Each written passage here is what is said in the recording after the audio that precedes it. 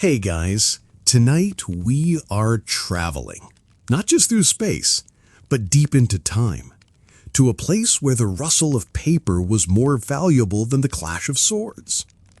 You are in 9th century Baghdad, the heart of the Islamic Golden Age, walking the perfumed and chaotic streets towards a building that holds the accumulated knowledge of civilized nations. It's a city buzzing with trade, poetry, and 1,000 different ambitions. But we're heading for its quiet intellectual core. As for reality check, the city's sophisticated command system is also its open sewer, so you probably won't survive the dysentery, but the ideas born here will. So before you get comfortable, take a moment to like the video and subscribe, but only if you genuinely enjoy what I do here. It helps the channel find other curious minds like yours. I'd also love to see where and when you're listening in from, so drop your city and local time in the comments below. It's always fascinating to see our little community of night owls spread across the globe. Now, dim the lights, maybe turn on a fan for that soft background hum, and let's ease into tonight's journey together. The first thing that hits you isn't the sight of the city, but its smell. It's a thick, almost chewable mix of cardamom and roasting lamb, of jasmine blooming on a hidden balcony, and the less romantic but far more pervasive scent of camels, dung, and a million people living in close quarters. You're on a flat-bottomed boat, gliding down the Tigris River as the sun begins its lazy descent, painting the sky in shades of bruised orange and soft violet. The air is heavy and warm, sticking to your skin like a damp cloth. For days you've been traveling towards this place, the city they call the center of the world, and now you see it. Before you is not just a city, but a statement. Baghdad, Caliph al-Mansur's round city, a perfect circle of sun-baked brick and grand ambition, founded in 762 AD. Its full name was Madinat al-Salam, the city of peace, and from your vantage point on the river, it looks almost serene, a geometric dream imposed upon the wild landscape. 4 massive gates pierced the double walls, each pointed towards a different corner of the Abbasid Caliphate. The Khorasan gate to the northeast, the Bosphor gate to the southeast, the Kufa gate to the southwest, and the Damascus gate to the northwest. This isn't just civic planning, it's a declaration that all roads, all knowledge, and all wealth flow here. Your boatman, a wiry man with a face like a sun-dried apricot, pulls you towards a crowded dock. The gentle lapping of the river is swallowed by the city's roar. It's a cacophony of vendors hawking their wares in a dozen languages, of children laughing and screaming, the rhythmic clang of a coppersmith's hammer, and the sonorous call to prayer echoing from a distant minaret. You step off the boat onto unsteady legs, your senses completely overwhelmed. The sheer density of life is staggering. Merchants from as far as China and Scandinavia jostle past you. A scholar in a simple robe debates philosophy with a soldier in gleaming armor. A woman, veiled and mysterious, buys a small vial of perfume, its scent momentarily cutting through the general funk. You try to ask for directions to the Beit al-Hikmat, the House of Wisdom, and receive 3 different, equally confident answers. Navigating this place without a smartphone feels like a particularly cruel final exam. You choose a direction and plunge into the labyrinth of the souk, the marketplace. The narrow alleys are a kaleidoscope of color. Silks from the east hang like waterfalls of liquid jewel tones. Spices are piled into fragrant conical mountains of saffron, cinnamon, and turmeric. The air's thick with the smoke from charcoal grills and the sweet sticky smell of honey cakes. You pass a man with a team of specially trained pigeons, the 9th century equivalent of an express courier service, capable of getting a message from Baghdad to Cairo in a matter of days. It's a city thrumming with an energy that is ancient and innovative. After what feels like an hour of wandering, past bookbinders, papermakers, and scribes, you find yourself in a quieter, more stately quarter. The streets are wider here, cleaner. The buildings are grander, hinting at their connection to the caliph's palace. You can feel you're getting closer. You ask an old man tending to a small but immaculate garden, and he simply points a trembling finger towards a series of interconnected buildings behind a high wall. There's no grand sign, no architectural flourish to announce its importance. It looks scholarly, unassuming. This is one of the things historians still argue, whether the House of Wisdom was a single monumental library, like the one at Alexandria, or a more organic complex, a collection of libraries, translation departments, and observatories that grew over time under the patronage of different caliphs. Standing before the simple wooden gate, you can still hear the muted hum of the city behind you, but here another sound begins to emerge. It's a low, gentle murmur, not of commerce or prayer, but of quiet thought. If the sound of pages turning, of soft debates, of reed pen scratching across papyrus and parchment, it's the sound of 1,000 years of human knowledge being gathered, protected, and reborn. You take a deep breath, the scent of dust and old paper mingling with the city's jasmine and spice. You push the gate open and step inside, leaving the chaotic, vibrant world behind you and entering a sanctuary of stillness and intellect. The noise of the city falls away, muffled by the thick walls, and a profound, scholarly silence settles over you. You find yourself in a large, sun-dappled courtyard. The chaos of the city is gone, replaced by a profound and intentional peace. A small fountain gurgles in the center, its gentle splashing the only punctuation in the quiet. The architecture is elegant but restrained. Arched colonnades provide shaded walkways, and intricate latticework screens, called mashurabia, break the harsh afternoon sun into 1,000 tiny, shifting stars on the cool flagstones. The air smells of dust, dry paper, and something faintly medicinal and sweet like licorice root, which was sometimes used in the production of black ink. You're standing at the nexus of the known world's intellect, and it is startlingly, beautifully silent. As your eyes adjust to the softer light, you see that the complex is a hive of activity, just a much quieter one than the souk. Men of all ages and descriptions walk the covered arcades, some alone and lost in thought, others in pairs, debating in low, urgent tones. You see a Purian in a silken tunic gesturing emphatically while explaining a point to a man who is clearly from the Levant, his weathered face and simple woolen robe, speaking of a different background. They aren't arguing, they are collaborating. This is the first thing you truly understand about the House of Wisdom. It is the melting pot, not of ethnicities, but of minds. Nestorian Christians, Jews, Zoroastrians, and Muslims of various septs all work here, their theological differences set aside for a common, caliph-fronted goal, the pursuit of ilm, or knowledge. You wander down one of the arcades, peering through an open doorway into a long, rectangular room. This, you realize, is the engine room of the whole enterprise. This is where the great translation movement happens. The room is filled with long wooden tables, and at each one, a scholar or two is bent over a manuscript with an intensity that seems to suck all the excess sound from the air. The only noises are the whisper of papyrus, the scratch of a reed pen, a kalam, and the occasional soft murmur as a translator consults with a colleague over a particularly troublesome phrase. There's no easy copy and paste here.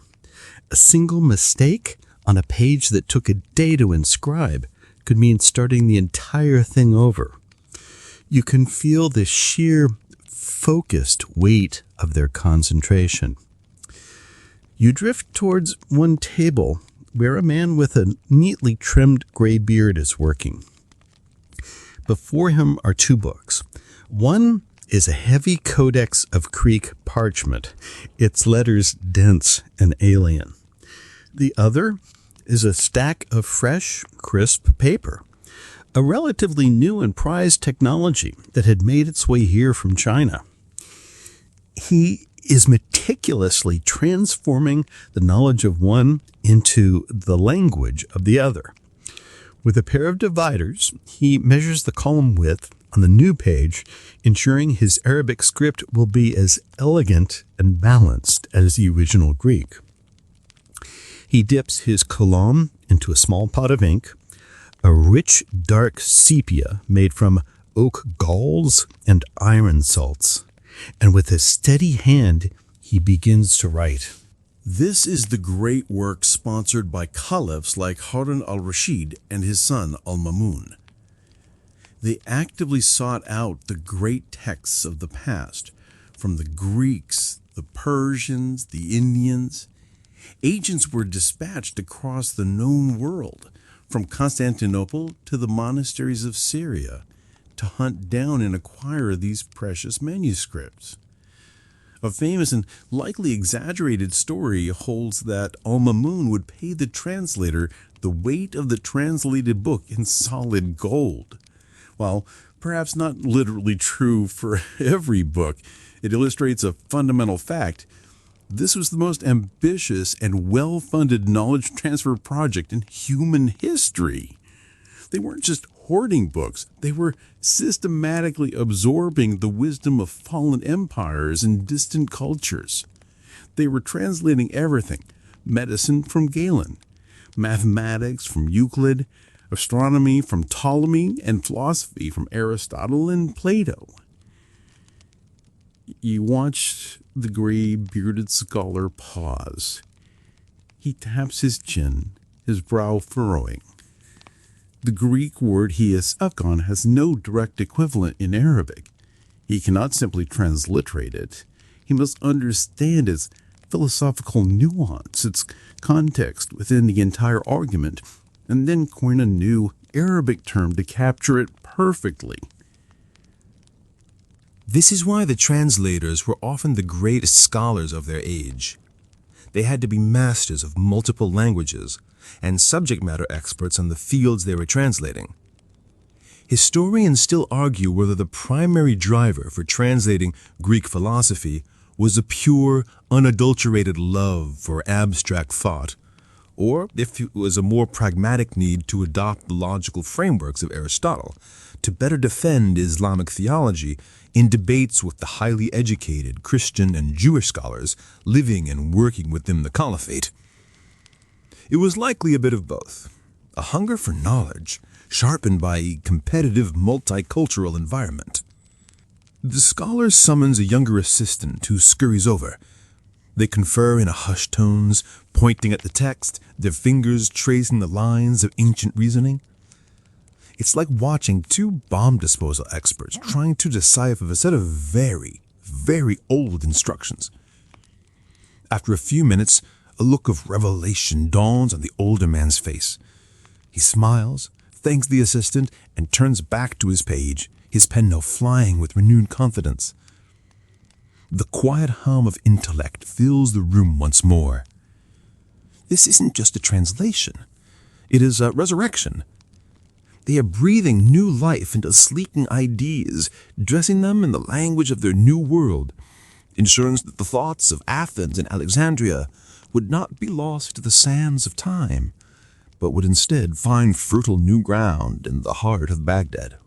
Having witnessed the quiet intensity of the translation halls, you now drift deeper into the complex. The architecture subtly changes. The rooms become more specialized, the atmosphere shifting from one of careful preservation to one of active, buzzing creation. If the translation wing was the library's memory, this is its imagination. You are now in the part of the House of Wisdom where the accumulated knowledge is being put to work, where the scholars of Baghdad, having absorbed the wisdom of the ancients, are beginning to ask their own questions. You find yourself in a large, circular room. The ceiling is a high dome painted with an intricate map of the night sky. Constellations rendered in gold leaf on a deep lapis lazuli background. This is one of the astronomical observatories. In the center of the room is not a telescope, that's a few centuries away, but a massive, beautifully crafted brass astrolabe, easily the size of a wagon wheel. It lies on a marble pedestal, its interlocking rings and pointers gleaming in the shafts of sunlight piercing the dome. Around the room, other instruments are meticulously arranged. Quadrants for measuring celestial angles, elaborate armillary spheres and for modeling the movements of the planets, and sand clocks for precise timekeeping. A group of scholars is gathered around a long table covered in what look like star charts and complex geometric diagrams. They're not speaking Arabic, but Persian, the scholarly lingua franca for much of the Eastern Islamic world. One of them, a man you recognize as Muhammad ibn Musa al-Khwarizmi, is explaining a concept with animated gestures. You can't follow the intricacies of his argument, but you recognize the passionate energy of a breakthrough. This is the man who will take the numerical system and the concept of zero from Indian mathematicians, synthesize it with Greek geometry, and create a revolutionary new system of calculation. He calls it al-Jabr, which literally means the restoration of broken parts. From his work, the Western world will get both the concept and the word algebra. You notice something else on his cable, a different kind of project.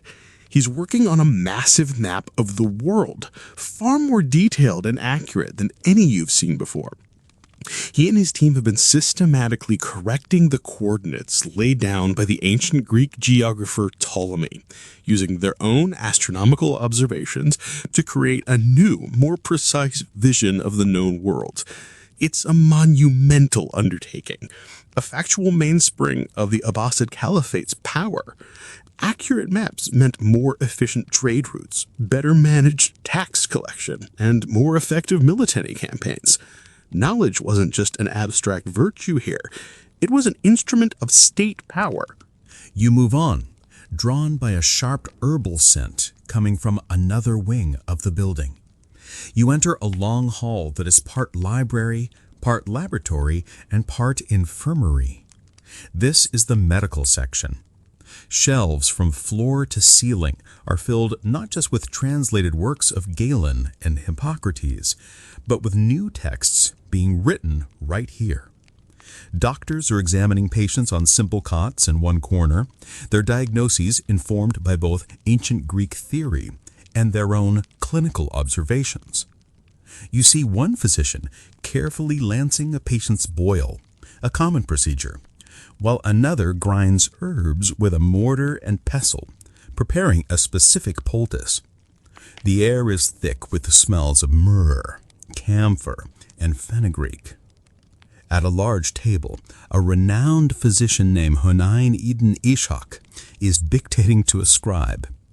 Hunayn is a Nestorian Christian and arguably the single most important translator of the era, having rendered over 100 of Galen's medical treatises into Arabic.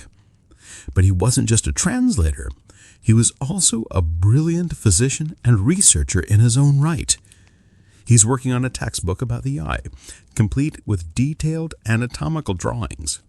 This work, his 10 treatises on the eye, would be the first systematic illustrated textbook on ophthalmology in history, and it would remain the authoritative source on the subject in both the Islamic world and Europe for centuries.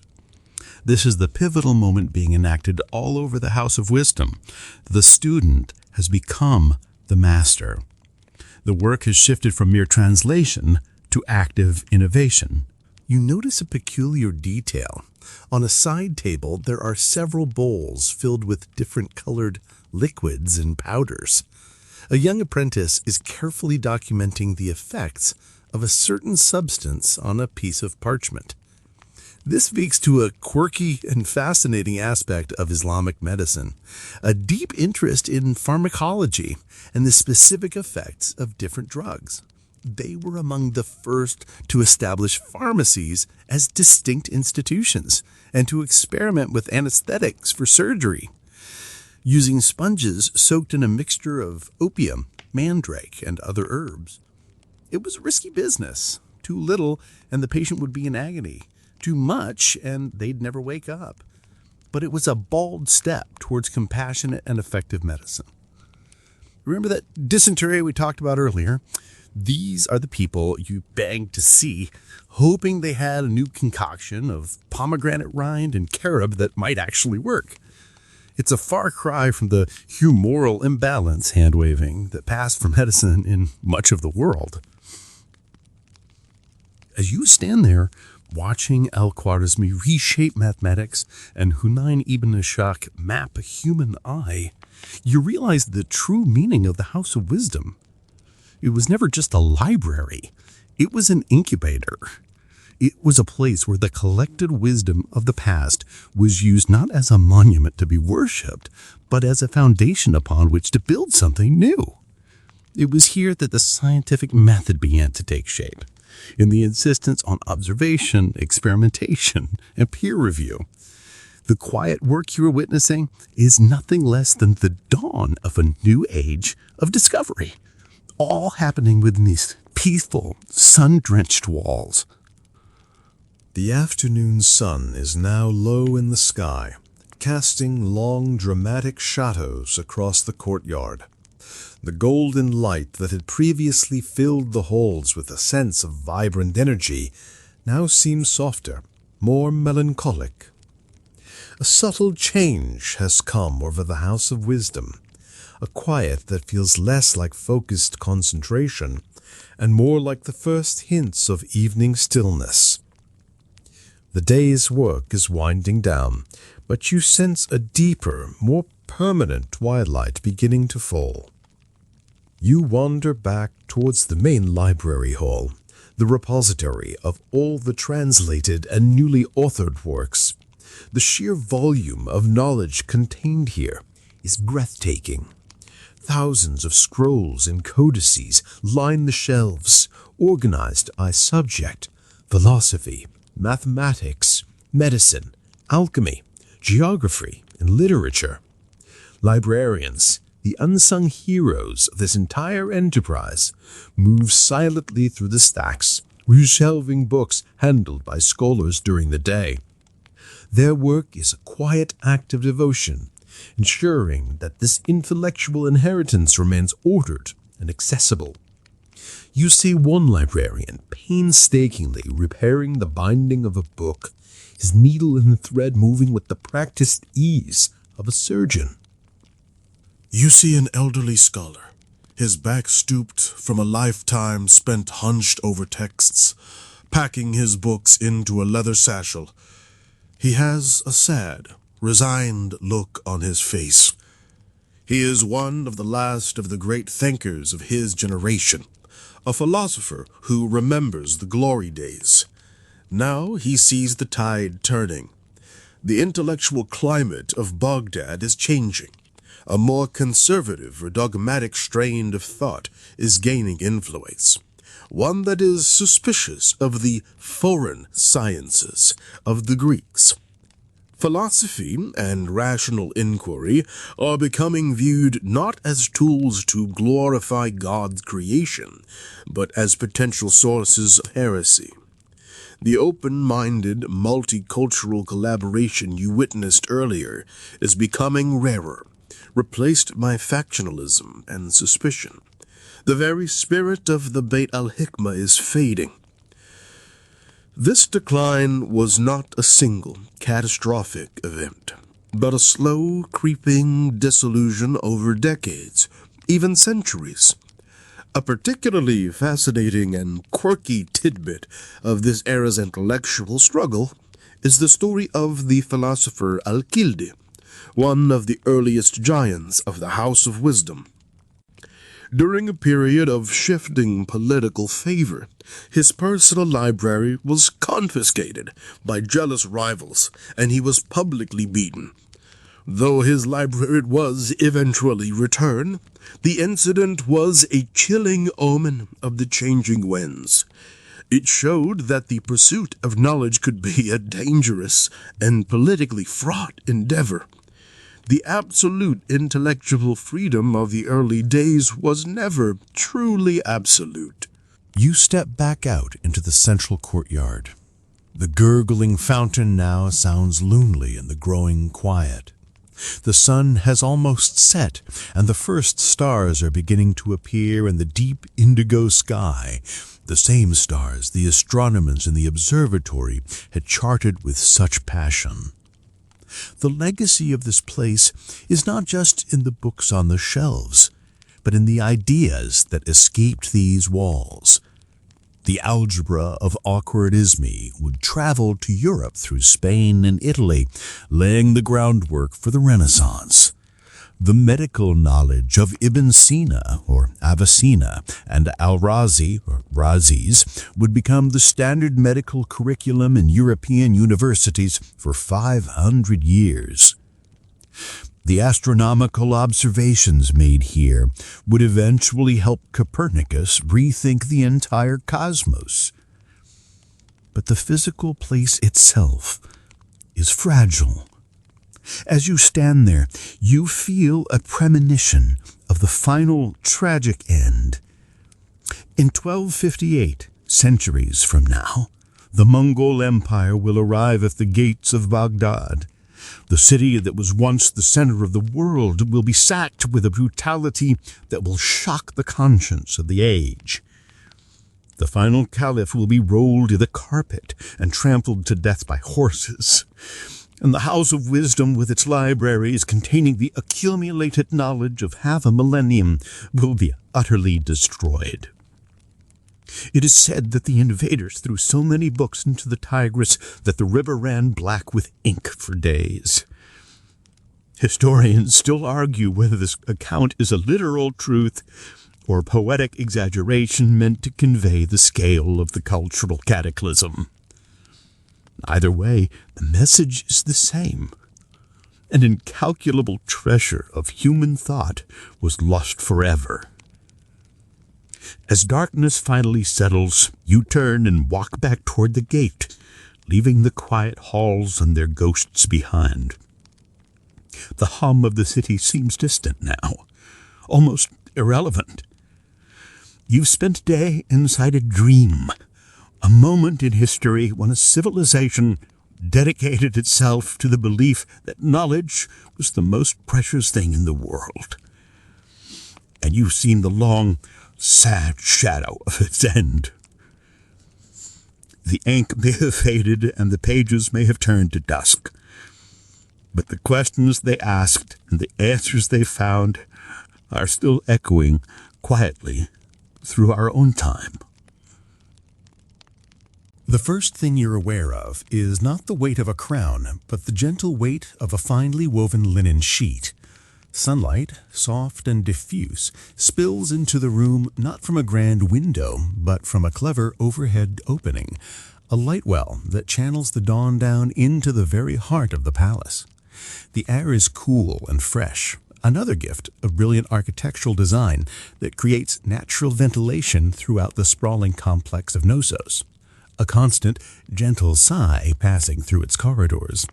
You lie for a moment on your wooden bed frame, listening. There are no trumpets, no calls to arms. Instead, you hear the distant rhythmic clatter of pottery from the workshops, the soft sweeping of a broom on a stone floor somewhere down the hall, and faint, bleating protests of a goat. It's the gentle, domestic sound of a city-state waking up. You swing your legs over the side of the bed, your feet meeting the cool, smooth plaster of the floor, which is painted a deep, satisfying red. Your private quarters are spacious, but not ostentatious. The walls are a warm, earthy ochre, adorned with a simple, elegant fresco of reeds and papyrus swaying in an unseen breeze. This is the dichotomy of your life. You are surrounded by breathtaking art that depicts a world of vibrant, flowing peace at nature, while your mind is already turning to the much more rigid realities of commerce and administration. There's a terracotta basin of fresh water on a three-legged stand, and as you splash your face, you glance at the small, discreet drain in the floor. It's part of an astonishingly complex network of terracotta pipes, a feat of hydronic engineering that provides the palace with running water and sanitation, the likes of which won't be commonplace in Europe again for another 2,000 years. It's a small private luxury, and perhaps the most genuinely royal part of your morning.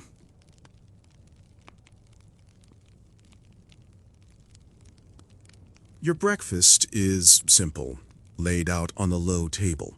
A piece of hard barley bread, a handful of intensely flavorful sun-winkled olives, a slice of sharp goat cheese, and a cup of water sweetened with a single, precious drop of honey. It's fuel, not a feast. Because waiting for you on a separate, polished wooden table is not a scepter, but a sharpened reed stylus, and not a royal decree, but a slate of damp, freshly prepared clay tablets. This is your morning commute. A 10-foot journey from your bed to this table, where the real work of being king begins. You pick up the first tablet. It's cool and heavy in your hands, a blank slate of potential problems. Your head scribe has already been here, leaving the overnight tallies neatly stacked. You press the tip of your stylus into the clay, your hand moving with a practiced efficiency that feels more like an accountant than a king. The script you use is a delicate, intricate web of lines and symbols. Later ages will call it Linear A, a language that, for all their efforts, they will never fully decipher. They will puzzle over its mysterious elegance, imagining it used for epic poems or divine hymns. The reality, as you know too well, is profoundly less romantic. You are in essence checking the Bronze Age equivalent of a corporate spreadsheet. The first line item is grain. Silo 7 Gamma. Reports are down 3% from the last tally. You make a precise, incised note. Spoilage, a miscount, or theft. It's too small an amount to be a crisis, but big enough to be an annoyance. You'll have to dispatch one of the palace guards, one of the few men here who even carries a proper weapon, to go and stand there looking intimidating while a granary overseer does a recount. It's a complete waste of the guard's time and your own mental energy, but the integrity of the numbers must be maintained. A kingdom, after all, doesn't run on myths, it runs on meticulously counted surplus grain. Next, olive oil, the golden lifeblood of your civilization. The report is good. Production is up. 20 new pithoi, the giant, man-high ceramic jars, beautifully decorated with wave and octopus motifs, were sealed and moved to the Western magazine storerooms yesterday. Excellent. You draw a small symbol of approval, a little flourish that means, good job, don't bother me with this again. Then you move to the import ledgers. A ship from the Levant has arrived, its manifest listing cedarwood, which is always needed for construction, and several small crates of raw lapis lazuli, which will be sent directly to the artisan workshops for inlay and jewelry. Another ship from Cyprus is due, hopefully with its full quota of copper ingots, which are famously cast in the shape of an oxhide for easier carrying and stacking. You pause, thinking about the delicate balance of it all. The trade, the agriculture, the storage. Historians still argue whether Minos is even of Ursynal name or if it's just a royal title, a word for king passed down through generations, like Pharaoh in Egypt or, much later, Caesar. As you stare at the damp clay, you think it hardly matters. King or manager, name or title. Your job is to make sure the copper arrives on time. You finish the last tablet, a petition from the Potter's Guild. They are requesting an increase to their wine ration. Again. You make a small, sharp mark in the clay. Denied. Again. They're artists, but giving them more wine only seems to increase the number of lopsided vases. You stand, stretching the stiffness from your back. The sun is higher now, its light a brighter, warmer column in the center of the room. Your administrative duties have only just begun. It is time to leave the quiet of your rooms and wade into the gentle, persistent, and overwhelmingly bureaucratic currents of the palace proper. Your kingdom awaits. Or, more accurately, its next round of paperwork does. You step out of your private suite, not into a single grand hallway, but into a complex intersection of corridors, staircases, and open-air courtyards. This is the genius and the confusion of your palace. It isn't built on a simple grid. It has grown organically over centuries, wings added, levels raised, passages rerouted. The term labyrinthine will one day be applied to this place, not because of a mythical, monstrous prison, but because of its baffling, sprawling layout. To a visitor, it's a disorienting maze. To you, it's just the office. You know which stairs lead down to the workshops, which corridor catches the best afternoon breeze, and which light well is best for judging the true color of a dyed textile. You head for the central court, the vast, open-air heart of the entire complex. As you walk, the sounds of the palace grow. The gentle hum becomes a symphony of organized activity.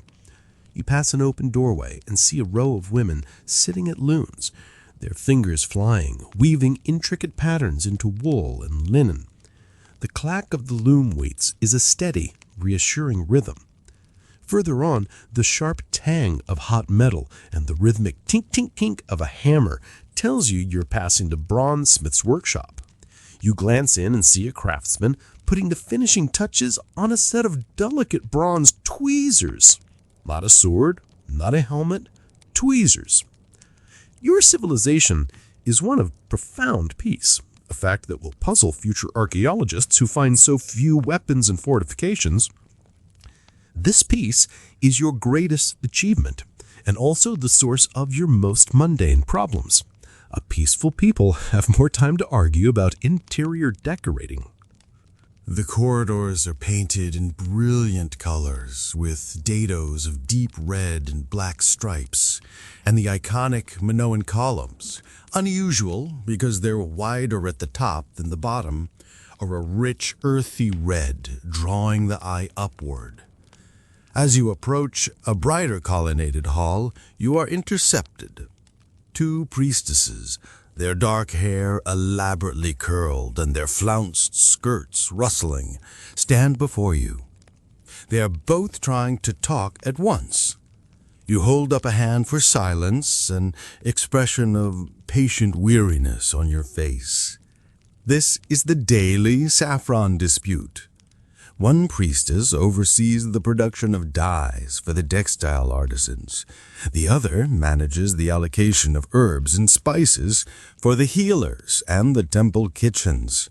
Saffron, the tiny, precious red gold threads from the crocus flower, is their main point of contention.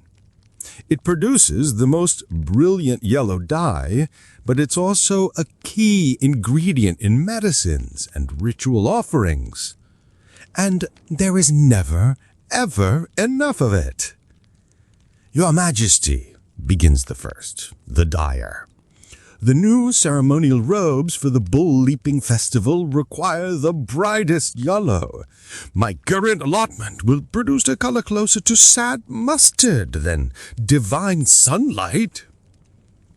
And my poultices for soothing aches and pains require a strong saffron infusion, counters the second, the healer. The potters have been complaining of bad backs again. Are we to value fancy clones over the well-being of our essential workers? Remember what happened when their wine ration was cut? You sigh internally. It's the same argument every month. You look from one to the other. You know, for a fact, that the saffron harvest, a painstaking process of hand-picking thousands of flowers for a few ounces of spice, was excellent this season. The problem isn't scarcity, it's budget. You make a decision. You will both receive a 10% increase from the reserve stores, you declare, but you will log its use on a separate tablet and deliver it to my scribe personally. Every single stamen. They both look satisfied enough with this compromise. A little extra for them, a little extra paperwork for you. A classic managerial win-win. They bow and depart, their argument already shifting to whose turn it is to go down to the storerooms. You continue on your way, heading for what future generations will call the throne room. It's a small, intimate chamber, not a grand hall of state. Along the walls are simple stone benches, their plaster surfaces decorated with griffins, lion bodies, eagle heads, standing sentinel amidst stylized palms. At the center of one wall is the throne itself. It's carved from gypsum, its high back gracefully curved, its seat surprisingly comfortable. You sink onto it. Archaeologists will debate for centuries if this room was for a king, a queen, or a high priestess conducting a ritual. Sitting here, it feels less like a seat of power and more like a very fancy chair in a meeting room. And as if on cue, a meeting is waiting for you. The head fresco artist and a palace administrator are standing by the far wall. The artist is practically vibrating with creative energy. The administrator just looks tired. Your Majesty, the artist begins, unrolling a piece of prepared animal hide to show you a sketch. For the new western portico, I envision a celebration of the sea. Dolphins leaping, fish with wings soaring through the waves, all in the most vibrant blues and greens. The design is beautiful, playful, quintessentially Minoan. You'd love to see it on the wall. You turn to the administrator. The cost. The cost is considerable, Your Majesty. The plaster is no issue. The ochre and carbon black are cheap. But the amount of Egyptian blue pigment the artist is requesting? He trails off, given the artist a pointed look. Egyptian blue, made through a complex and secret process of heating sand, copper, and natron, is a fantastically expensive import. It's the color of the sea, the sky, and a major budget line item. You look at the sketch again, then at the artist, then at the administrator. The design is approved, you say. The artist beams. But, you continue, holding his gaze, you will use the Egyptian blue for the dolphins only. The flying fish can be a more creative and less expensive shade of gray. Find a way to make it work. The artist's face falls slightly, but he nods. The administrator looks visibly relieved. You've just saved the palace budget from an artistic indulgence, ensuring the kingdom has enough wealth left over to, for example, pay for the copper from Cyprus you are worried about this morning. You stand up from the stone throne. Another crisis of resource allocation averted. Another day of being the most powerful and most practical man on Crete. Your midday meal is brought to you not in a great hall, but in a small private office just off the main storerooms. It's another simple affair, More bread, some figs, a small grilled fish, eaten while you look over yet another set of tablets. These, however, are different. They don't deal with grain or oil. These are the logistical documents for the Labyrinth. Later, poets will sing of this place as a dark, terrifying maze built by the genius Daedalus to house your monstrous stepson, the Minotaur. They will tell tales of Athenian youths and maidens sent as tribute, sacrificed to the beast in its twisting corridors. The reality, as you know, is both more complex and infinitely more boring. The Labyrinth isn't a single purpose-built structure of terror. It's the name your administrators have given to the most confusing, most ancient, and most secure section of the palace's lower levels. A place of storage and containment. And the Minotaur? Well, the truth of the Bull of Minos is a state secret wrapped in layers of myth. But whatever he is, a malformed relative, a political prisoner with a fearsome reputation, or something stranger still, he requires management. And management requires paperwork. You pick up the first tablets labeled Dietary Planning.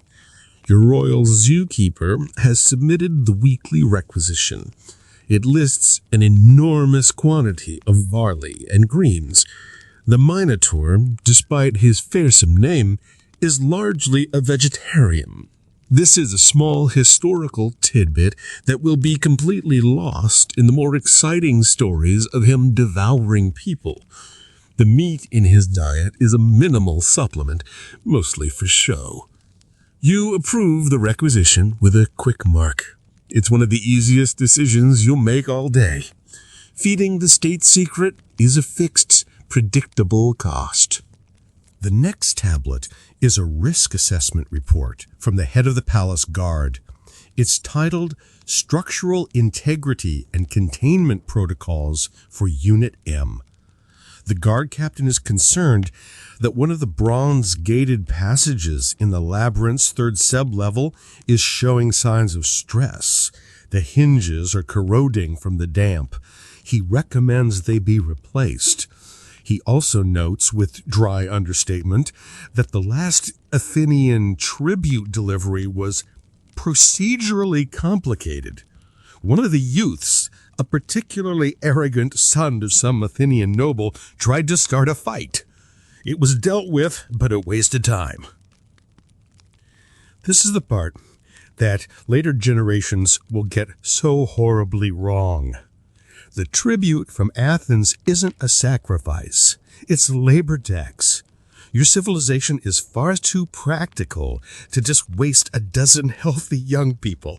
They aren't fed to a monster. They're put to work. For a set number of years, they serve in the palace workshops, on the farms, or maintaining the more unpleasant parts of the sanitation system. It's a form of political dominance, a constant reminder to the mainland Greeks of your naval supremacy and their subordinate status. The whole monster story is a brilliant piece of state propaganda actively encouraged by your diplomats to ensure compliance and discourage rebellion. It works beautifully. Fear is a much more effective tool of foreign policy than a meticulously explained labor treaty. Historians of the future will debate whether the tribute was a real historical practice or just a foundational myth for Athens. You know it's real, and you also know it's a logistical headache. You make a note to have the bronze smiths inspect the hinges immediately. Security is paramount. You also add a memo: the next Athenian tribute group is to be given a stern lecture upon arrival about palace etiquette. Perhaps you'll have assigned them to the sanitation detail for that first month. That should humble even the proudest noble son. The final tablet is a request from the Labyrinth's groundskeeper. A lonely job if there was one. He wants a new set of tools. His old shears are dull, and he's having trouble keeping the ivy from overgrowing the light wells in the outer sections. It seems like a simple request, but you pause. The labyrinth isn't just a maze of corridors, it's a psychological space. The overgrown, unkempt appearance of the outer passages is part of the effect. It's meant to be disorienting and a little spooky for the new arrivals from Athens. It reinforces the myth. You deny the request for new shears, but approve a new shovel and a broom. Let him clear the floors, but leave the ivy. Maintaining the appropriate level of creepy ambiance is a matter of state security. It's a strange thought. One of your duties as king is to manage the aesthetics of a horror story. You put the tablets down and rub your eyes. The sun is beginning its descent, and the light filtering down into your office is turning a warm gold. You think about the boy, the Minotaur. He isn't a monster. He's a tragedy, a secret shame to the royal line, kept safe and hidden from a world that wouldn't understand. The myth of the beast protects him as much as it contains him. It turns him from a person into a symbol of Cretan power, a thing of dread that keeps your rivals on the mainland awake at night. The labyrinth isn't his prison so much as it is his sanctuary and your biggest administrative burden. You sign the last document, feeling the familiar weight of it all. You're not just a king of people and trade. You are the manager of a myth, the zookeeper of a nightmare, and the chief bureaucrat for a labyrinth whose only true horror is its endless demand for reports and requisitions. The afternoon wanes, and you finally leave the windowless confines of your administrative corner. You walk back toward the western side of the palace, the air growing cooler as the day draws to a close. Your work isn't done, but the nature of it shifts from internal management to external affairs. It's time for diplomacy, which you often find is just a more polite form of arguing over resources, not unlike the saffron dispute with the priestesses, but with higher stakes and men who hide their intentions behind oily smiles. You find the envoy from Mycenae waiting for you in a small open-air megaron, a rectangular hall with a central hearth. He's a mainland Greek, a different breed entirely from your island people. He's broader, bearded, and carries himself with the stiff posture of a warrior culture. He wears a heavy bronze pectoral plate over his tunic, even here in the relative safety of your palace. It's a fashion statement that says, "I am not comfortable unless I am ready for a fight." It's a subtle form of intimidation that you find rather tiresome. Your own comfortable linen robes are, you feel, a much more advanced civilization, one that doesn't need to wear its armor to a business meeting. He stands as you approach, giving a short formal bow. "King Minos, your palace is as intricate as the stories say." "We find it functional," you reply, gesturing for him to sit on a low bench. "I trust your Germany was safe. Our ships keep the sea lanes clear of pirates." It's a friendly opening, but also a clear reminder of your power. The Minoan Navy, the first great philosocracy, rules these waters. He is here because you allow it. "The sea was calm," he concedes. "I am here to discuss the trade agreement for the coming year. My lord is concerned about the price of your olive oil. It has risen again." Of course it has. The harvest was excellent, the quality superb, and demand is high across the entire Aegean. It's basic economics. The finest oil commands the finest price, you say smoothly. We offer a consistent, high-quality product, unlike some of the thinner oils one finds coming from the mainland. A little jab of your own. You know their olive groves are younger, their pressing techniques less refined. The envoy's eye twitches. My lord also wishes to renegotiate the terms of the other arrangement. You know what he means. The tribute, the Athenian youths and maidens. While Athens is the city that pays this price, Mycenae is the regional power, the big brother on the mainland, and they are starting to feel that the arrangement is a stain on their collective honor. The arrangement is long-standing, you say, your voice cool. It has kept the peace between us for a generation. A peace that feels like submission, he grumbles. It is a dishonor. Dishonor is a matter of perspective, you counter. Is it more dishonorable to send some of your youth for a few years of civic service where they learn valuable skills in pottery and masonry? Or is it more dishonorable to start a war you cannot win, which would see thousands of your youth die on the end of a spear? You let the question hang in the air.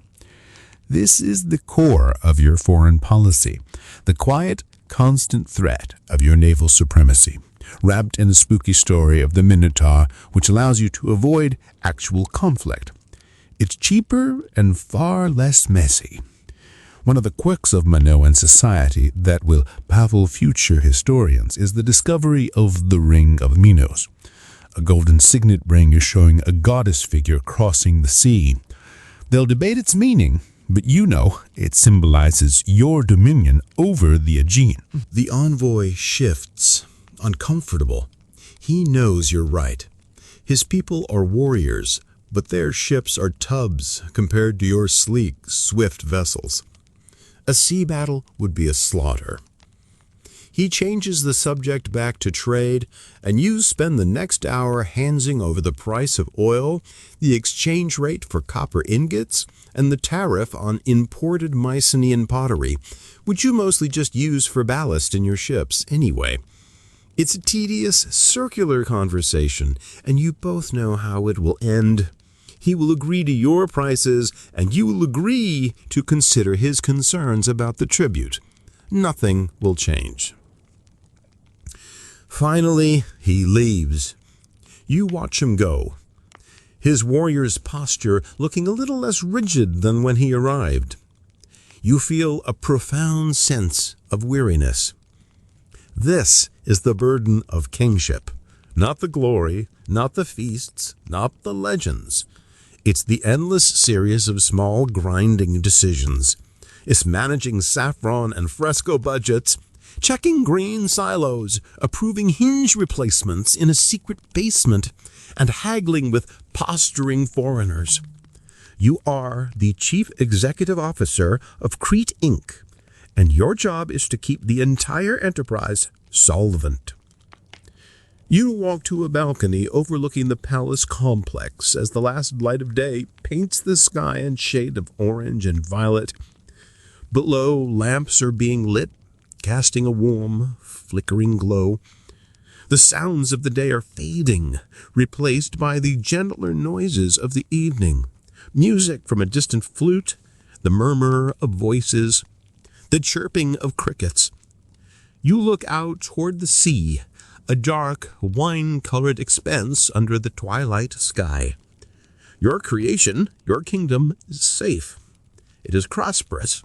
It is peaceful. But it is held together by 1,000 threads of tedious, thankless work.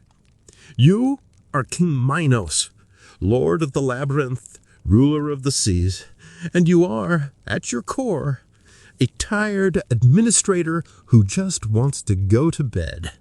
Your day ends not with a feast or a fanfare, but with the quiet, lonely burden of knowing that tomorrow the clay tablets will be waiting for you all over again.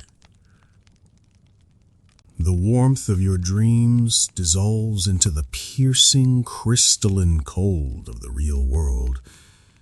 You don't wake slowly. You are shocked into consciousness by a cold so profound it feels like a physical weight on your chest. You're lying on the hard deck of a ship, not at sea, but beached on the frozen bank of a river so wide you can barely make out the far shore. A coarse, greasy wool blanket is your only shield against a wind that seems to have been born in the heart of a glacier. It finds every gap in your leather tunic, every seam in your worn fur cloak. This, you think, is the most invigorating way to wake up, if your idea of invigorating is a near-death experience before breakfast. You push yourself up, your joints protesting with a series of dull clicks. The air you exhale hangs in front of your face, a thick white cloud of your own life force being stolen by the morning. Your beard is stiff with ice crystals. Around you, the world is a study in white and gray. The sky is the color of a dull iron pot lid. The river, the mighty Dnieper, is a vast sheet of ice, its surface scarred by wind-blown snow. Your ship, a long and slender vessel, not quite the grand ocean-going Tarkar of the Western sagas, but a lighter, shallower craft designed for these rivers, is temporarily part of the landscape. It's one of perhaps a dozen such ships in your convoy, strung out along the riverbank like sleeping predators. Slowly, the rest of your crew stirs. These are the Rus, men from the north, big and broad-shouldered, their hair and beards in shades of blonde, red, and brown.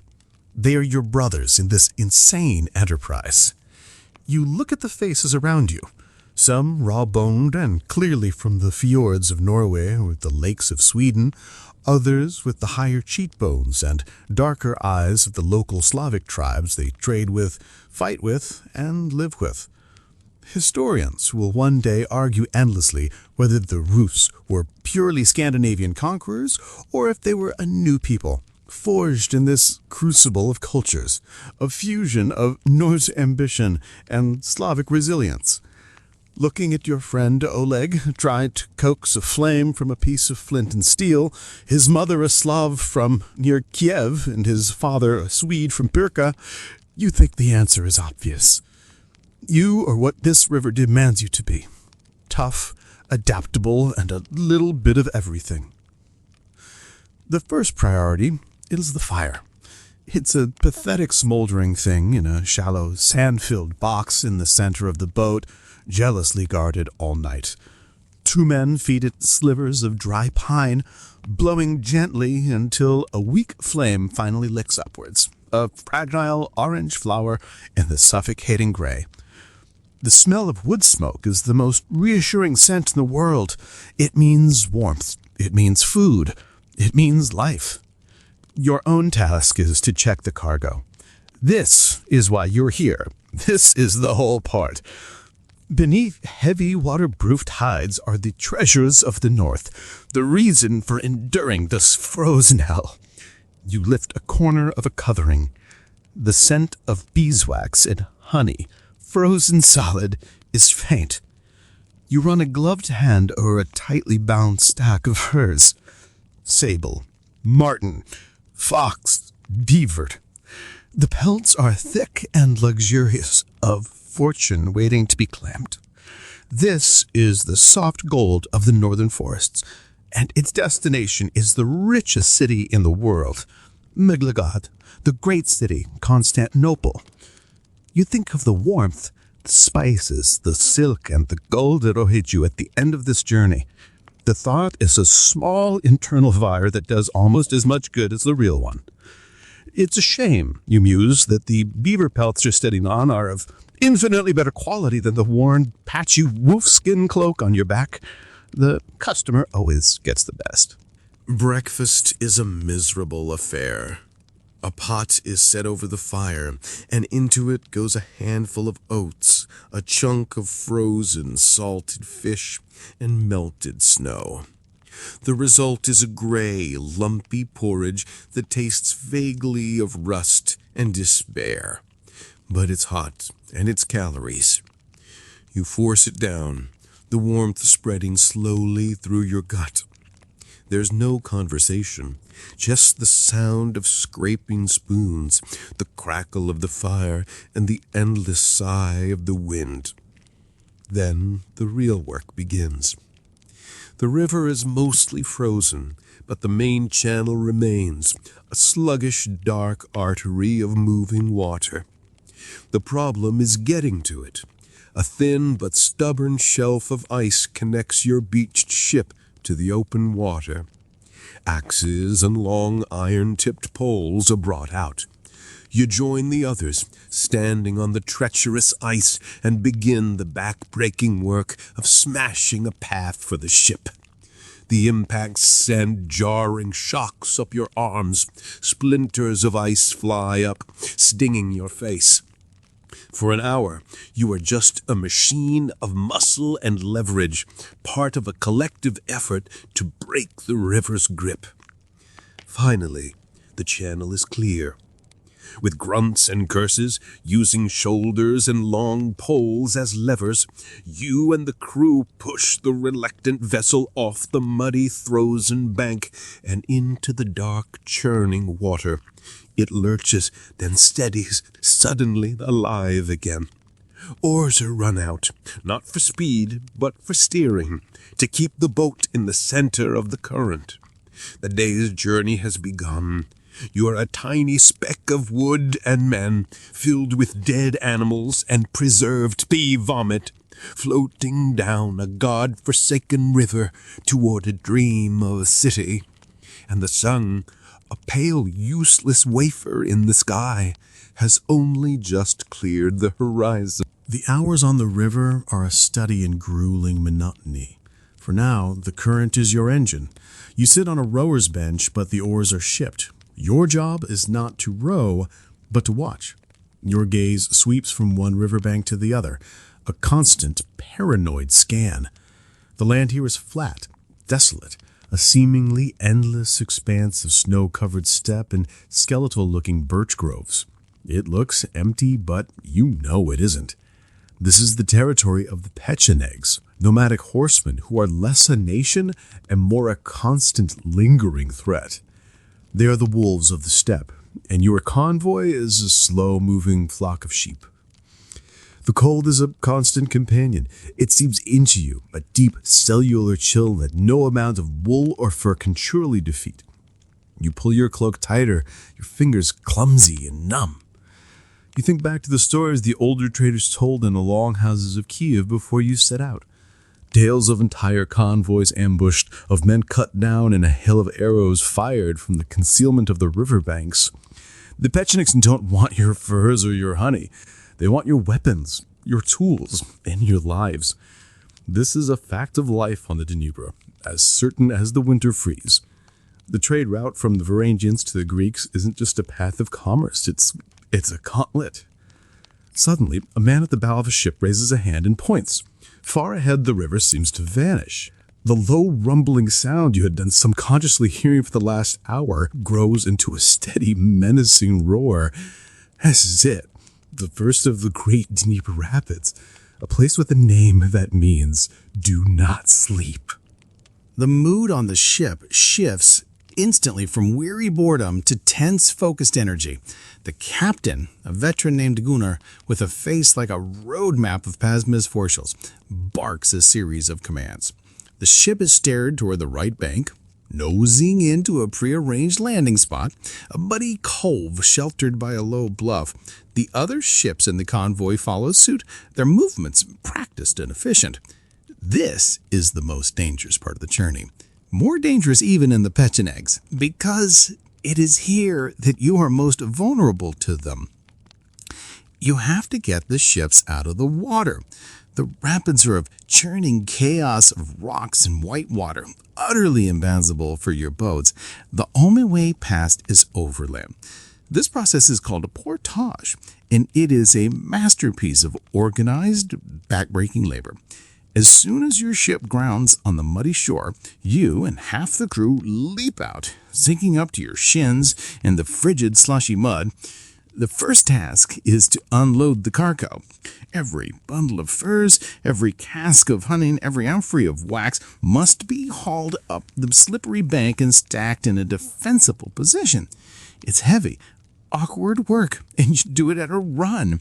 There is no time to waste. While you move the goods, the other half of the group, under Gunnar's direction, begins preparing the ship. They lay down a series of logs greased with hoarded animal fat, creating a makeshift slipway leading up the bank and into the woods. Other men, designated as guards, clamber up the bluff, taking positions with bows and spears. Their job is to watch the steps, to be the early warning system. Their stillness is a stark contrast to the frantic activity below. Once the cargo is clear, the real work begins. Ropes are tied to the ship's prow. Every available man, including you, grabs a hold.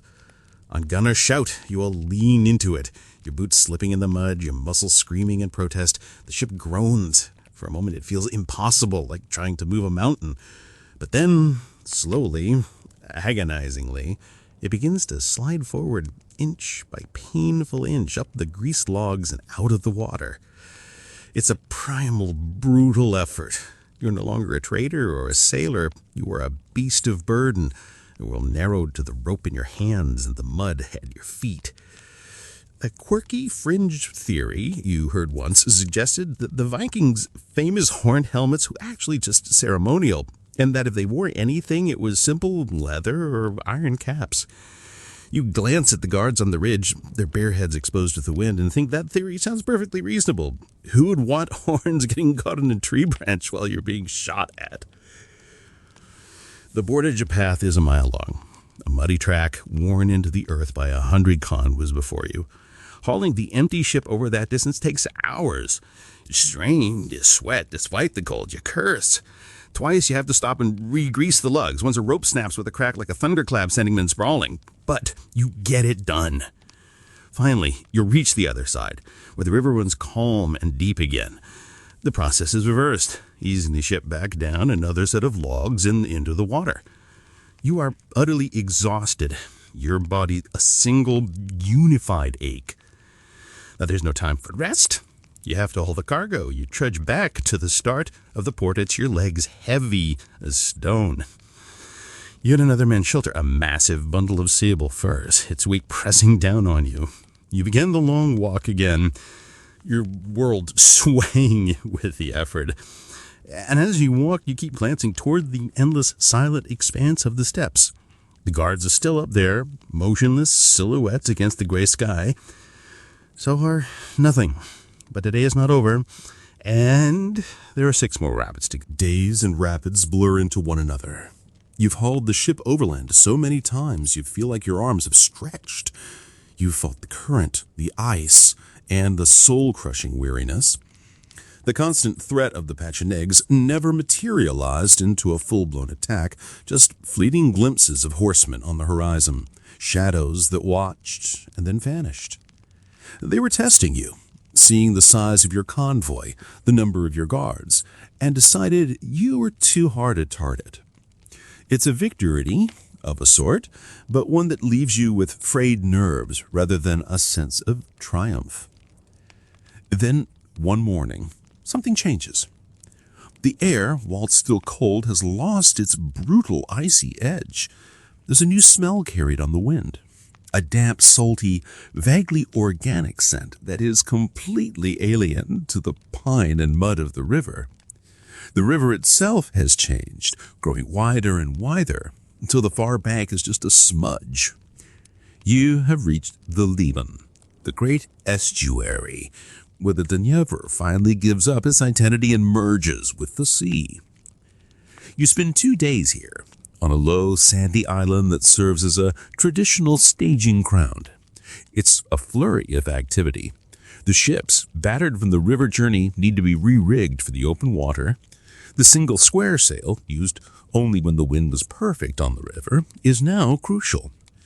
The mast, which was often unstepped for the portages, is raised and secured with new ropes of walrus hide, a famously strong and waterproof material.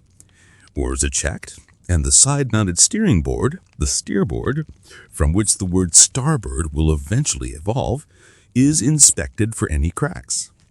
You feel a strange sense of excitement mixed with dread. You are leaving the claustrophobic confines of the river for a much larger, more unpredictable arena. The morning you set out is clear and bright. A favorable wind blows from the north, filling the sail with a satisfying thump. The ship surges forward, and for the first time in weeks, you feel true speed. The water has turned from the muddy brown of the river to a deep, dark blue-gray. This is the Euxine Sea, the Black Sea. The Greeks called it the inhospitable sea before they got to know it better, and on days like this, you can't imagine why. The sun glints off the waves, your ship cuts a clean white wake, and the shore gradually recedes behind you. The other ships of the convoy spread out, forming a loose fleet. It feels liberating. The liberation lasts for about a day. By the second afternoon, the weather turns, the sky darkens, the wind picks up, and the sea begins to heave. The long, gentle swells become steep, angry waves that crash over the bow, sending sheets and frigid spray across the deck. Your light, shallow-drafted riverboat, which was so perfect for the Dnieper, now feels terrifyingly small and fragile.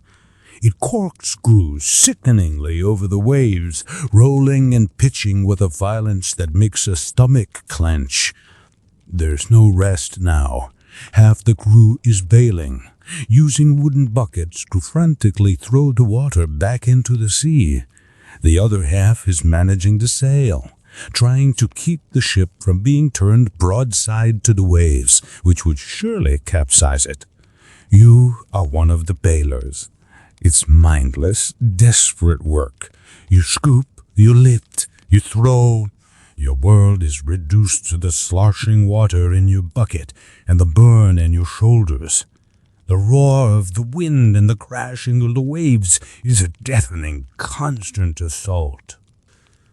You lose all track of time. Day bleeds into a stormy, terrifying night. There are no stars, no moon, just an oppressive, churning blackness.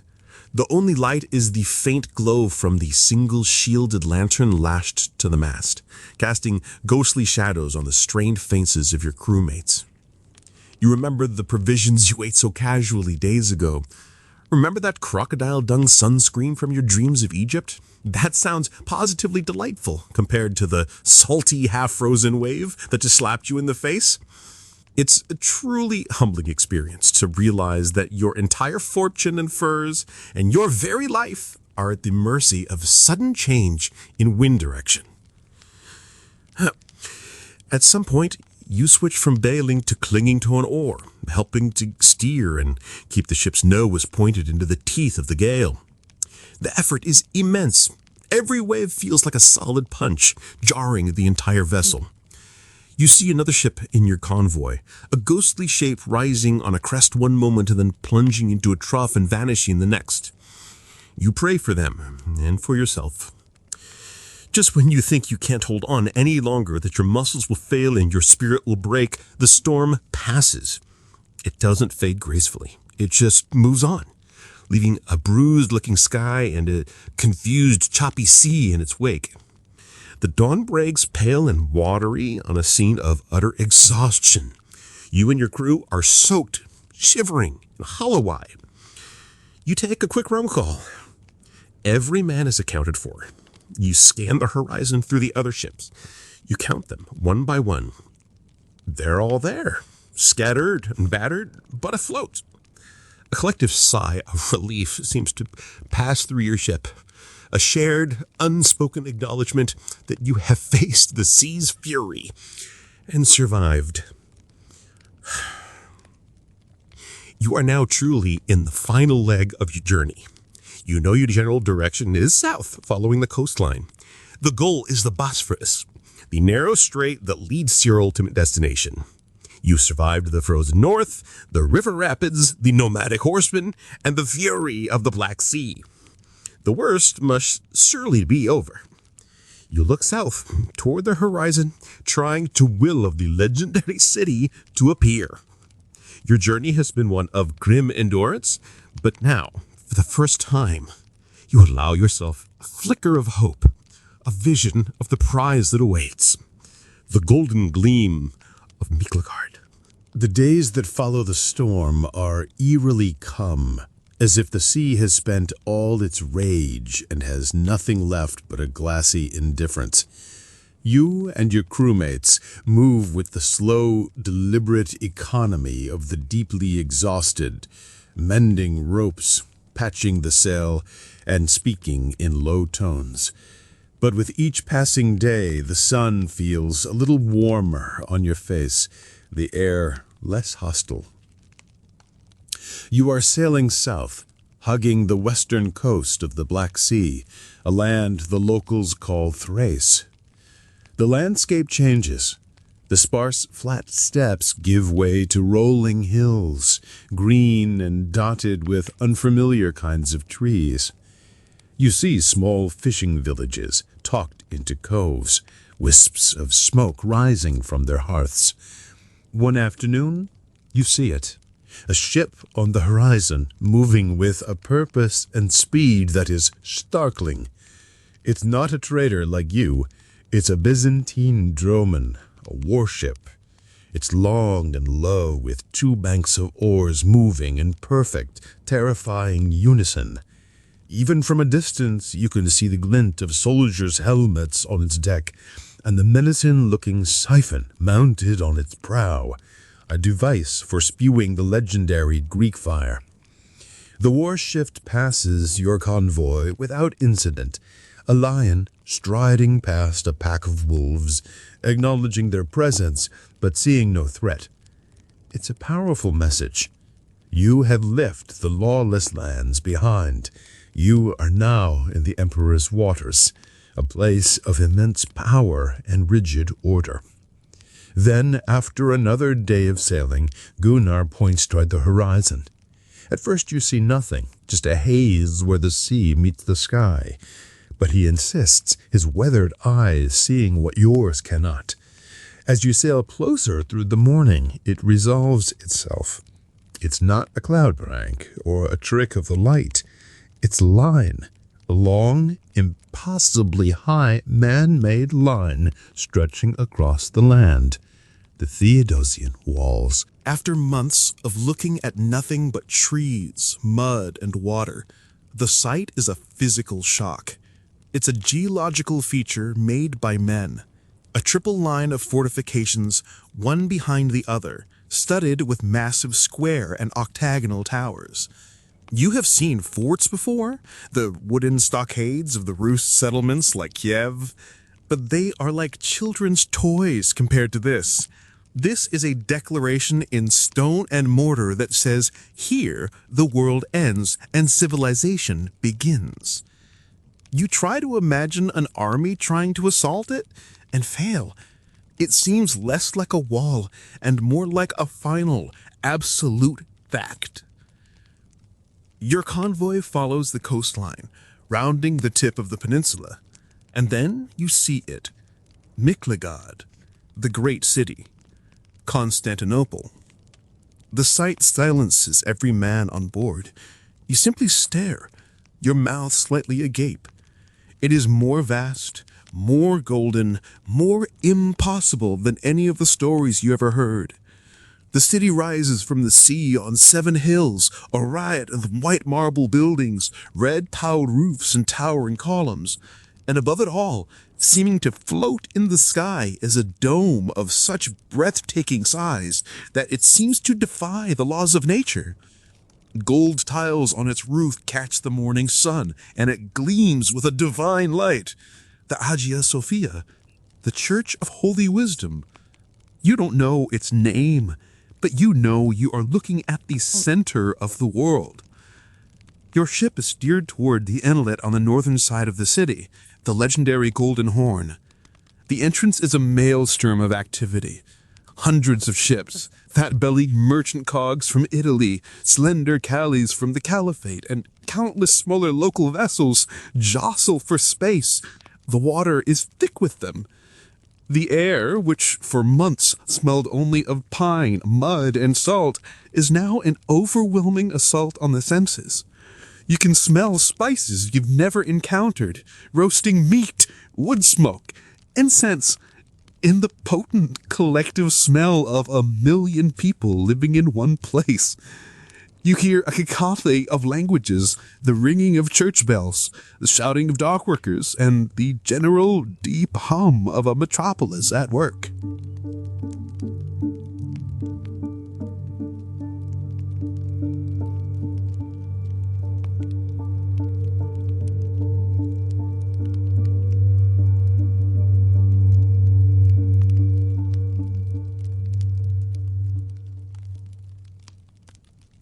You've made it.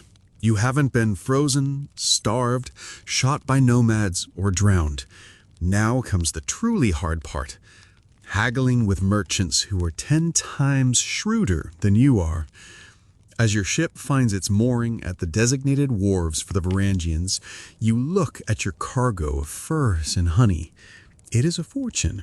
But here, in this city of wonders, it suddenly seems like a rustic, almost primitive offering.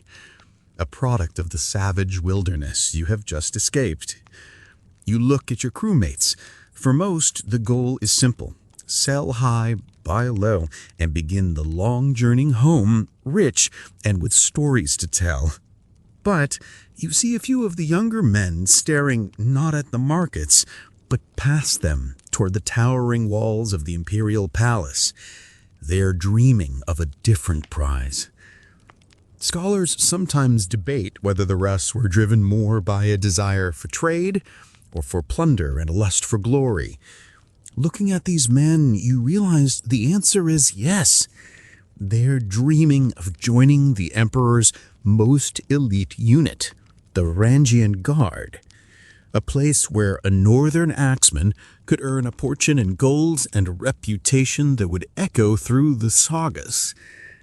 It was a tempting thought. Trade your ore for a new life as a professional warrior in the world's greatest city. For now, though, your journey is over.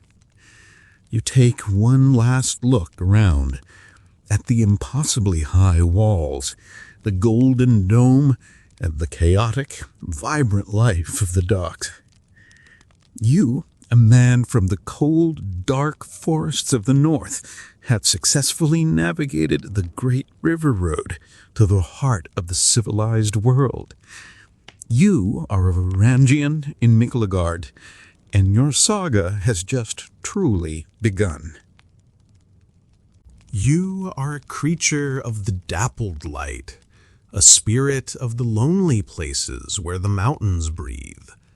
Your home is the forest, a deep, ancient wood where the sunlight filters through a canopy of oak and ash, landing in shifting patterns on a floor of moss and last year's leaves. You are an orad, a mountain nymph, and your very essence is tied to this place.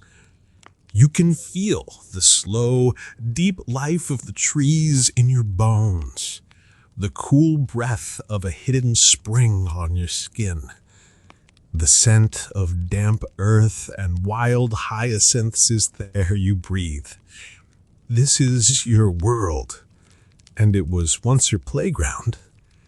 There was a time when your voice was the brightest thing in this forest. It was a marvel. A cascade of laughter and stories and witty observations. You could talk for hours, weaving tales for the other nymphs, the dryads who lived in the trees and the naiads who guarded the streams. Your conversations were legendary. You could keep a secret, tell joke, and, most importantly, spin a yarn so engaging that even the busiest creature would pause to listen. Your voice was your gift, your joy, your identity. You were Echo, the nymph who always had something to say.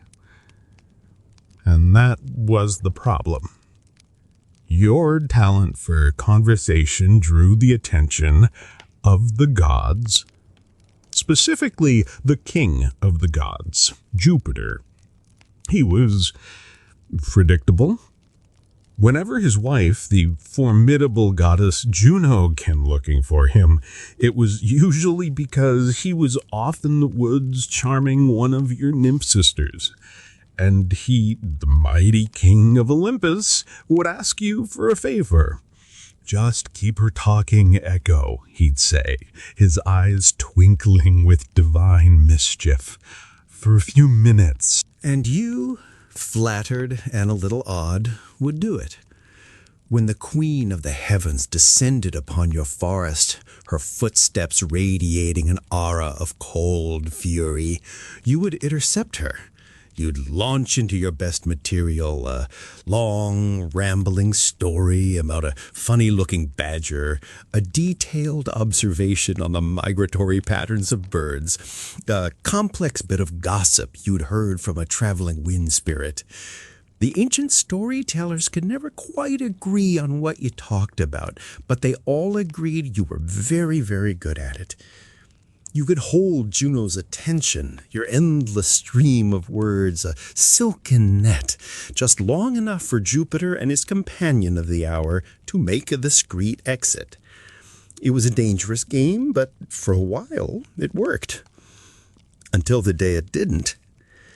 One afternoon, Juno arrived with a look on her face that was less like anger and more like chilling certainty. She let you talk for a moment before holding up a hand, and a silence fell over the forest so complete that you could hear a pin feather drop from a bird a mile away. "Your tongue has made a fool of me for the last time," she said, her voice calm, which was far more terrifying than a shout. As the goddess of marriage and family, she had a very low tolerance for anything that aided her husband's legendary infidelity. It was a full-time job with a terrible track record, and you had just become her latest human resources issue. She didn't strike you with lightning. She didn't turn you into a spider or a bat. Her punishment was more clever, more cruel, more perfectly suited to your crime. "For the tongue that has so cleverly tricked me," she decreed, "you will lose the power to speak your own thought. You will never again be the first to speak. But," she added with a thin, triumphant smile, "you shall always have the last word." And just like that, your world broke. The curse settled over you, not like a chain, but like a gag made of your own throat. You tried to cry out, to protest, to say anything, but the muscles wouldn't obey. The thoughts were there, swirling in your mind, panic, fear, regret, but the path from your brain to your lips was gone. The connection was severed. You were silenced. Your life became a quiet agony. You, the conversationalist, were now the world's most frustrating conversational partner. The other nymphs tried at first. They would come to you, full of sympathy. "Oh, Echo, this is terrible," they'd say. And all you could do was look at them with pleading eyes and reply, "Terrible." They'd ask, "Is there anything we can do?" And you would helplessly answer, "We can do." The conversations were maddening, circular, and sad. Slowly, they stopped coming. It was too painful for them and for you. You became a recluse, a ghost in your own home. You would hide in the deep woods, watching the world from between the leaves of a fern. You listened. Oh, how you listened. You heard the whisper of the wind, the arguments of squirrels, the distant laughter of your former friends. Your ears became sharp, your senses honed by the silence. You learn of the forest's secret language, the one spoken without words. But you were desperately lonely, trapped in a prison of repetition. You were full of thoughts, full of feelings, full of a deep and aching love for the world you saw. But you could not share it. You could only wait for someone else to say something, anything, that you could use to pretend for just a moment that you were still there. Years pass, or perhaps it's just seasons turning in a long, quiet loop. You lose track of time. Your world is one of green summers, amber autumns, white winters, and pale green springs. You have become one with the background hum of the forest, the shy and watchful presence. You have faded, not in body, but in spirit, worn down by the endless silence and the choking frustration of having a mind full of words you cannot speak. You're a memory of a voice, a rustle in leaves that might have been a word. Then, one bright, sun-drenched afternoon, he wanders into your woods. You see him first from your hiding place behind a thicket of wild roses. He is a splash of brilliant, moving color in the green and brown skilledness of your world. He is youth, perhaps 16 or 17 years of age, and he is, without exaggeration, the most beautiful living thing you have ever seen. His hair is the color of spun gold, catching the light in a radiant halo. His skin is like cream and honey, and his eyes, when he turns his head, are the color of a deep violet sky at dusk. He moves with a liquid grace that is almost painful to watch, every step sure and perfect. His masterpiece, a living sculpture that is accidentally strayed from a god's private collection. This is Narcissus. You don't know his name yet, but you can feel his story clinging to him like a scent. He is the son of a river god and a nymph, blessed with this inhuman beauty, but his beauty is a trap. The blind seer, Tiresias, had given a prophecy about him at his birth. When his mother asked if your son would live a long life, the seer gave a strange, cryptic answer: if he never knows himself. It was a riddle no one understood, but it hangs in the air around him now, a quiet, invisible warning. You watch, utterly captivated. You have seen beauty before, in a perfect sunset, in the iridescence of a dragonfly's wing, in the fierce grace of a hunting hawk. But this is different. This beauty inspires a feeling you have not felt in a long, long time. It's a sharp, painful ache in the center of your chest, a warmth that spreads through your limbs and makes you forget for a moment your cursed silence. It is love, instantaneous, hopeless, and absolute. He's hunting, carrying a small, elegant silver bow, but he seems distracted, clumsy. He stumbles on a road you could have warned him about. He fumbles an arrow, dropping it on the mossy ground. He's lost, separated from his hunting companions, and a pout of irritation mars his perfect face. This flaw, this hint of petulance, somehow makes him even more endearing to you. It makes him real. He calls out, his voice a clear musical tenor that rings through the trees. Is anyone here? Your heart leaps into your throat. It's a question, a chance. You can answer. You can speak to him. You stay hidden, your heart hammering against your ribs. You want to step out, to say, I am here. My name is Echo. I saw you, and my world, which was gray, is now full of color. But the curse holds you fast. All you can force from your lips is a trembling, hopeful reply.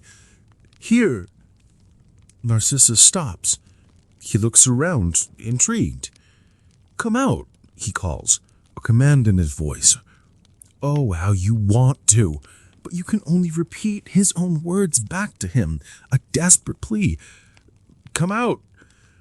He frowns, looking confused. This is not the response he expected. He is used to people falling all over themselves to be in his presence. This invisible repeating voice is a novelty, a strange game. He thinks it's one of his friends playing a trick on him. Why do you run from me? He calls, a little laugh in his voice. Your heart breaks. I'm not running, you want to scream. I'm hiding because I'm ashamed. I'm afraid. I love you. But all you can say, your voice full of a sorrow he cannot possibly understand, is, run from me. This is the cruelty of Juno's curse. It's not just that you can't speak your own thoughts, it's that you are forced to use the words of others, words that are so often the exact opposite of what you mean.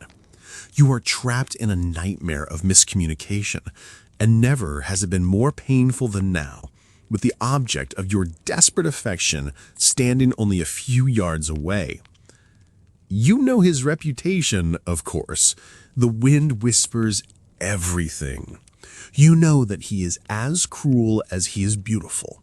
He walks through the world leaving a trail of broken hearts. Nymphs and mortal girls alike have fallen in love with him, and he has rejected them all with a cold, disdainful contempt. He considers no one worthy of his affection. Love, to him, is a weakness he sees in others, a foolishness he is far too perfect to ever feel himself. This is a well-known fact. Knowing this does not help you. Your love for him is not a rational decision. It is a tidal wave that has swept over your lonely soul, and you are powerless to stop it. You watch him from the shadows, your entire being focused on him. You trail him as he wanders deeper into the forest, your light, nymph's feet making no sound on the forest floor. You are his echo at more than just voice. You are his shadow, his unseen admirer.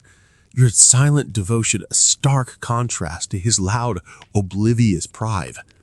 And you wait, hoping for another word, another question, another chance to piece together a conversation from the scraps he throws into the air.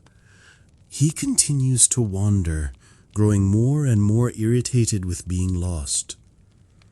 The golden light of the afternoon begins to slant through the trees, casting long shadows.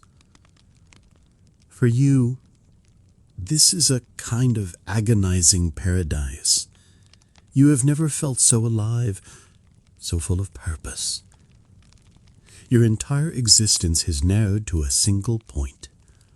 Follow him, watch him, love him from the concealment of the rustling leaves. Every sigh he makes, every time he pushes a lock of golden hair from his perfect brow, is an event of cosmic significance to you. Finally, convinced he is being deliberately mocked by a hidden friend, he plants his feet, puts his hands on his hips in a gesture of supreme arrogance, and shouts into the trees, "Let us meet!" This is it. The invitation you have been praying for. His words, but your meaning, you can use them. With a surge of courage that feels like jumping from a cliff, you step out from behind the trunk of a great oak tree. Your heart is a frantic drum against your ribs. You spread your arms wide, an open, welcoming gesture, a pantomime of everything you cannot say. You try to pour all of your adoration, all of your hopeless love into your eyes, and you speak his words back to him, your voice trembling with the weight of your own feelings. Let us meet. Narcissus stares at you. For a moment, there is just silence.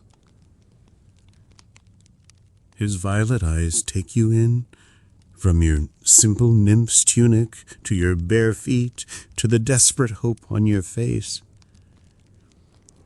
You see a flicker of surprise, then confusion, and then something else. Something cold and hard and ugly. It's contempt. He has seen the look in your eyes 100 times before, and it bores him. He recoils, physically stepping back as if you were something unclean. Hands off, he sneers, his beautiful face twisting into a mask of disgust. I would die before I let you have me. The words are like a physical blow. They hit you with the force of a hurled stone, knocking the air from your lungs and the light from the world. He has taken your silent, pure adoration and thrown it back at you like garbage. The cruelty of it is breathtaking. You want to wither, to run, to disappear. But the curse, in its infinite, ironic torture, gives you one last thing to say. You have to answer him. You have to give him the last word. You whisper the reply, your voice cracking with shame and heartbreak. It is most complete surrender, the most pathetic-sounding declaration of love ever uttered. You offer him your life, using his own rejection. I let you have me. He doesn't even grant you a final look. He just coughs, a small, ugly sound, and turns his back on you, stalking off through the trees, eager to be away from your presence. He is already forgetting you, dismissing you as just another lovesick fool. You stand there frozen as his form disappears into the deepening shadows of the forest. The silence he leaves behind is heavier, more profound than any you have ever known. The forest, which has been your home and your sanctuary, now feels like a vast, empty room. The pain is a living thing inside you, the cold, heavy weight in your chest. The shame is a fire on your skin. You have offered your whole heart, and he has crushed it under his heel without a second thought. You run. You flee from the spot of your humiliation, plunging deeper into the woods, tears streaming down your face, though you make no sound. You find the darkest, most secluded part of the forest, the damp, mossy cave behind a waterfall where the sun never reaches, and there you hide. You curl up in the cold darkness and give in to your grief. This rejection is a wound from which you cannot recover. There is nothing left for you. The small flame of hope that Narcissus ignited in you has been so thoroughly extinguished that only a cold black ash remains. You stop eating. You stop moving. You simply lie there, letting the sorrow consume you. The myths and stories told later will say you braced it away, that your body withered from grief. It's a poetic way of putting it. The reality is a quiet, slow fading. You're letting go of the world that has been so cruel to you. Your physical form begins to dissolve. Your flesh grows thin and translucent. Your bones lose their substance. You are becoming insubstantial, a being of pure sound and memory. You are retreating from the world of sight and touch, the world that contains the beautiful, cruel boy who broke you. You are becoming what Juno cursed you to be, nothing but an echo. As you lie there, wasting away, a prayer is answered. It is not your prayer. You have given up on hope. It is the collective prayer of all the others, all the nymphs and mortals that Narcissus has scorned. One of them, a rejected girl just like you, raises her hands to the sky and prays to Nemesis, the goddess of retribution. Let him who loves no one, she prays, fall in love with himself. Nemesis, who keeps careful ledger of all such acts of hubris, hears the prayer and deems it just. The curse is cast. Somewhere in the forest, Narcissus's fate is now sealed. His path is turning toward a quiet, clear pool of water, a place that will become his entire world. Your grief is a slow, cold river, and you are letting yourself be carried away by its current. In the damp darkness of your cave, you have become little more than a whisper of what you once were. Your physical form has almost entirely dissolved, leaving behind only the ache of your memory and the mechanism of your curse. You are a presence, an awareness, a sorrow that clings to the moss on the rocks. You are everywhere and nowhere, and because you are everywhere, you are there when Nemesis's quiet judgment finally finds its target. You feel him before you see him. You feel his frustration, his thirst, his panting exhaustion as he finally gives up searching for his companions. He is hot, tired, and annoyed. He stumbles through the trees until he finds a small, perfect clearing he has never seen before. In its center is a pool of water. It's not just any pool, it's a place of absolute stillness.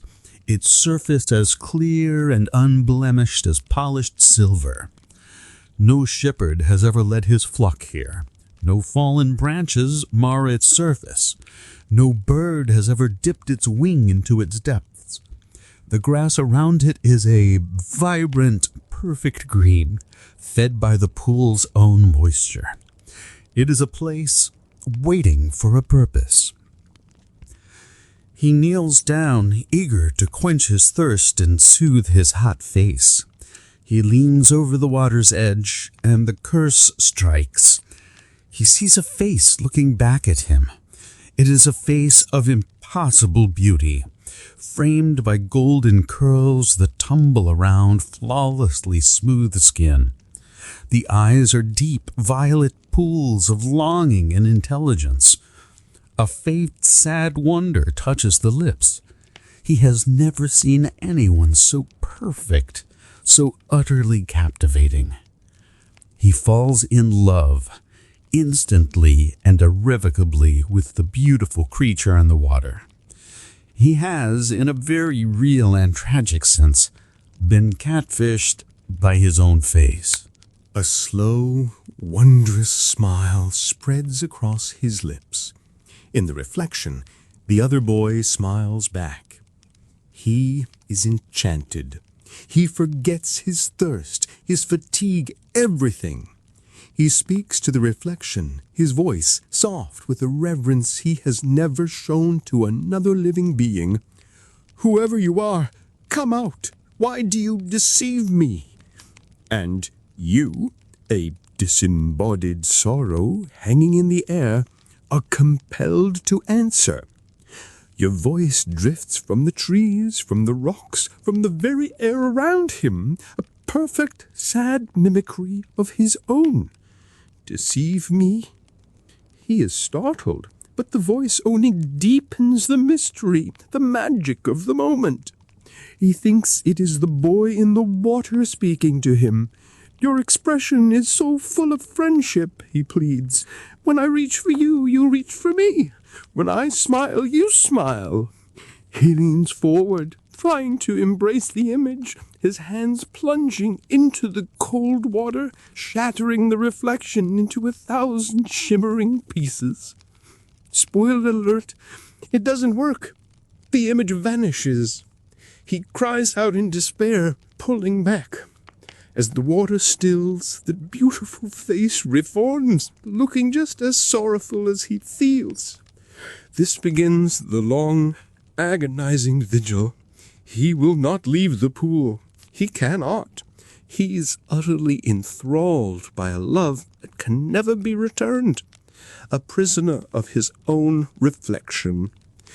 Poets and scholars will later argue whether his fate was a punishment for his hubris, a case of simple terminal vanity, or the first and purest instance of the truly unrequited love. Looking on, you feel it is all three. Days pass. He does not eat. He does not sleep. He only speaks to the boy in the water, begging him to emerge. And you, his constant invisible companion, are forced to be the instrument of his torture. Every hopeful plea he makes, you echo. Every cry of despair, you return to him. You are bound together in this tragic, one-sided conversation. "I am in love," he cries out to the forest. "In love," you call back, the words a confession of your own faded passion. "My love can never be," he laments, weeping. "Can never be," you affirm, your voice the sound of his grief and yours intertwined. His famous beauty begins to fade. His golden hair grows lank, his skin loses its luster, and his body wastes away with the same sorrow that consumed yours. He is dying of a broken heart, a heart broken by himself. In his final moments of clarity, he understands. He understands the nature of the trap. He looks at his own gaunt, tragic face in the water one last time. "Ah, wondrous boy, I loved you in vain. Farewell." It is the last thing he will ever say, and it is your duty, your curse, your final, sorrowful act of love and connection to give him the last word. From all around the clearing, your voice, now faint as a sighing breeze, whispers back to him, "Farewell." With that final echo, his head slumps forward onto the green grass, and his spirit leaves his body. You watch, a silent, bodiless witness, as his form vanishes. But where his head lay, a new life springs from the earth. A flower with petals as white as his skin and a central cup as golden yellow as his hair pushes up toward the sun. The Narcissus, a beautiful, lonely flower that will forever bend its head toward the water. Your shared tragedy is over, leaving only a sad story and a quiet blossom by a pool and a lonely wood. And so the forest settles back into its ancient quiet, a quiet now layered with the faint, lingering memory of a love that could never be, and a voice that could only ever agree.